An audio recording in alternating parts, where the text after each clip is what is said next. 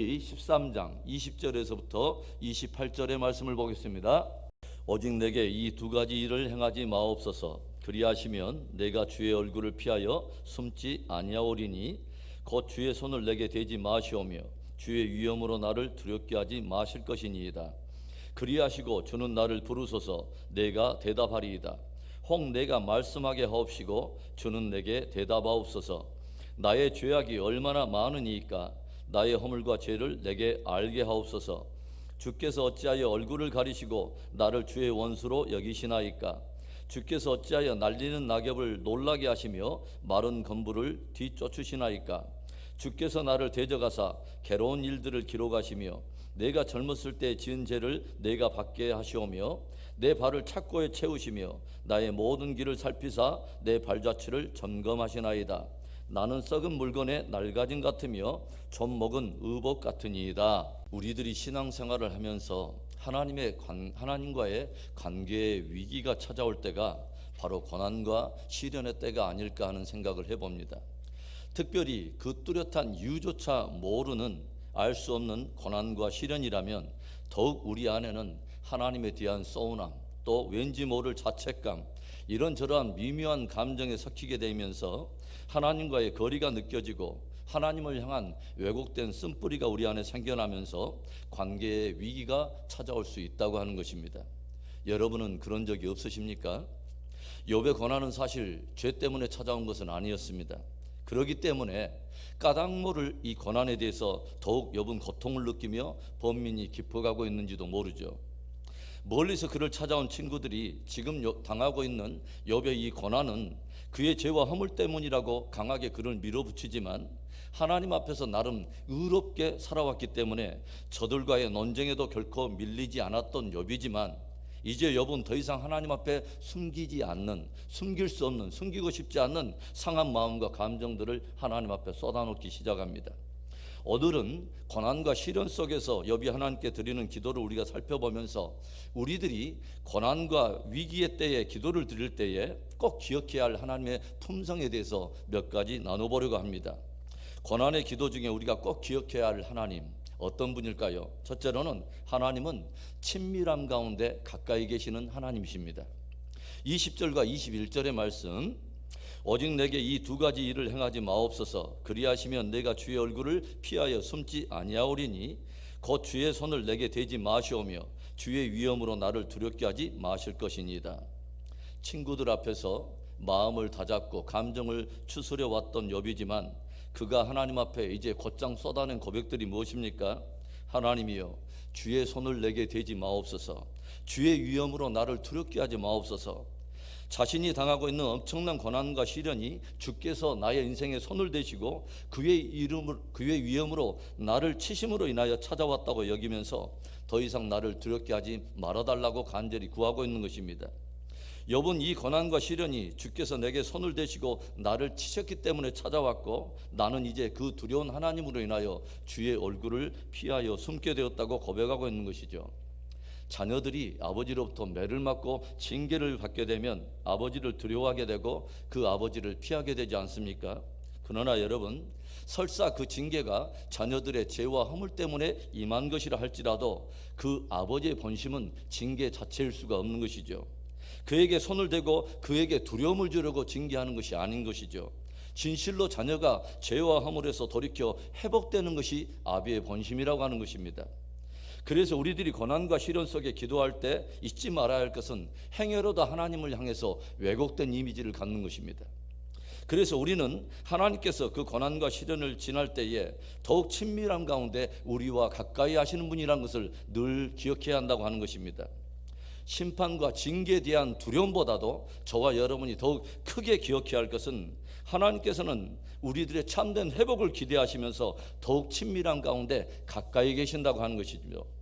하나님으로부터 오는 징계를 가볍게 여기라는 말은 아닙니다. 그러나 혹여 하나님으로부터 징계 가운데 있다 할지라도 우리는 십자가를 통하여 하나님과 우리 사이에 변할 수 없는 견고하고도 존귀한 관계 위에 서 있어야 한다고 하는 것이죠. 그것이 무엇입니까?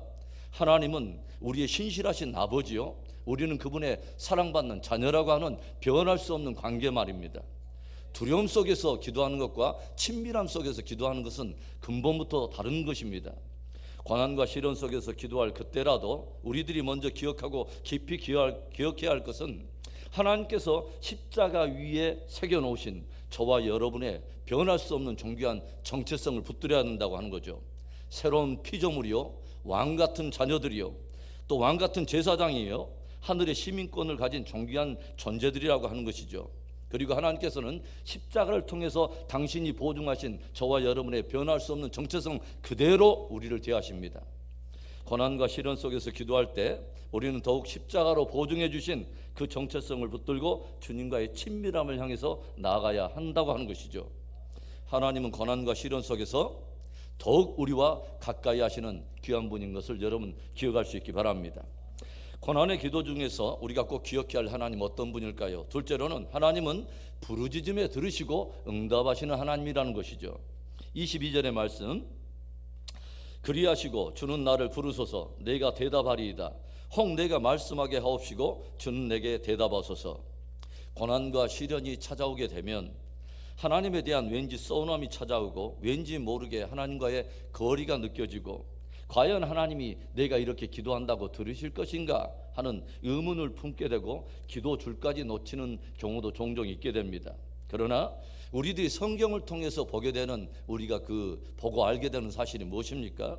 수많은 믿음의 사람들이 오히려 그 고난과 위기의 때 더욱더 하나님께 부르짖었고 하나님께서는 그들의 부르짖음을 들으시고 더욱 응답하셨다고 하는 사실입니다. 그래서 우리들은 고난과 시련의 때에 하나님에 대한 잘못된 왜곡된 이미지를 다 버리고 하나님께서는 그때일수록 더욱더 우리에게 가까이 응답하시고 들으시는 하나님이라는 것을 늘 마음속에 품고 기도해야 된다고 하는 것이죠. 시편 42편을 보면요, 고난과 시련을 지나던 시편 기자가 하나님을 간절히 구하고 갈망하는데 많은 사람들은 그를 조롱합니다.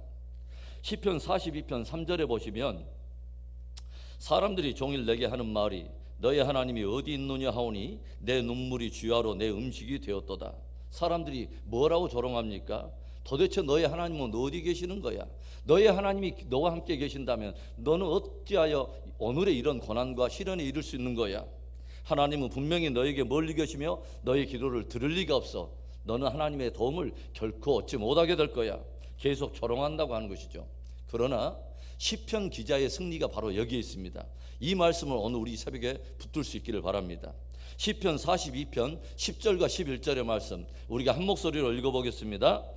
내 뼈를 찌르는 칼같이 내 대적이 나를 비방하여 늘 내게 말하기를 내 하나님이 어디 있느냐 하도다. 내 영혼아 내가 어찌하여 낙심하며 어찌하여 내 속에서 불안해하는가. 너는 하나님께 소망을 두라. 나는 그가 나타나 도우심으로 말미암아 내 하나님을 여전히 찬송하리로다. 아멘. 대적들이 우리의 영혼을 찌르면서 계속 비방해대면서 공격하는 핵심적인 것이 뭐예요? 하나님을 향한 왜곡된 이미지를 심는 것입니다. 그래서 우리로 하여금 불안하게 하며 우리에게 소망을 하나님께 두지 못하게 계속 우리를 공격한다고 하는 것이죠. 그러나 시편 기자는 사람들의 조롱과 대적의 비방에 속지 않았습니다. 그것에 무너지지 않았습니다. 내 영혼아 어찌하여 내가 불안해하는가? 내가 어찌하여 낙심하는가? 너는 너의 하나님께 소망을 두라. 반드시 그가 도우심으로 인하여 나는 나의 하나님을 여전히 찬송하리라. 고난과 시련 속에서 기도할 때 우리는 더욱 기억해야 합니다.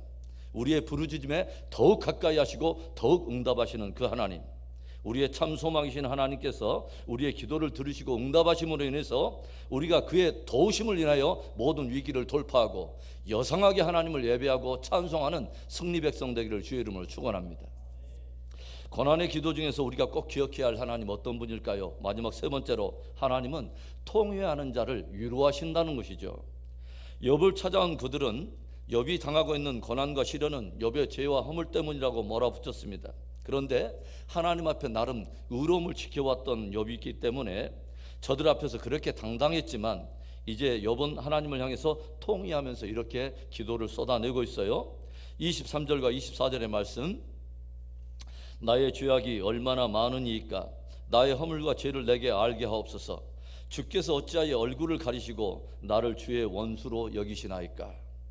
욥은 자기에게 닥친 엄청난 그 고난과 시련을 생각하면서 하나님께서 작정하고서 자기를 마치 원수로 대하고 계신다고 항변하고 있습니다. 왜 나를 원수처럼 대하시며 날리는 낙엽과 같고 마른 건불과 같은 이 하찮은 존재를 주님은 추적해 오시고 내 발을 착고에 채우시며 오늘의 이 지경까지 나를 몰아붙이시는 것입니까? 주님 앞에 눈물과 항변을 쏟아내고 있습니다. 그리고 과연 이 고난이 나조차도, 나 스스로조차도 그 모르는 죄와 허물로 인하여 찾아온 것이라면 제발 나의 그 허물과 죄를 나로 하여금 깨닫게 해달라고 간절히 간구하고 있습니다.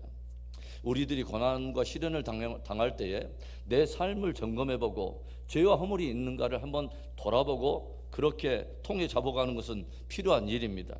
그러나 주님은 그때라도 저와 여러분을 원수로 대하시는 분이 아닙니다.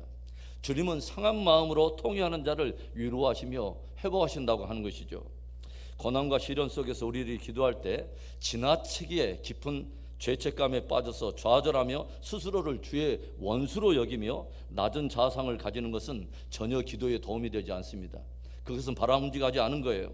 설사 죄와 허물로 인해서 우리를 징계하실 그때라도 우리가 통회할 때 그분은 우리를 귀하게 여기시며 우리를 위로하신다고 하는 것이죠. 시편 51편 17절의 말씀, 하나님께서 구하시는 제사는 상한 심령이라 하나님이여 상하고 통회하는 마음을 주께서 멸시하지 아니하시리다. 하나님이여 주는 상하고 통회하는 마음을 멸시하지 않으시리다.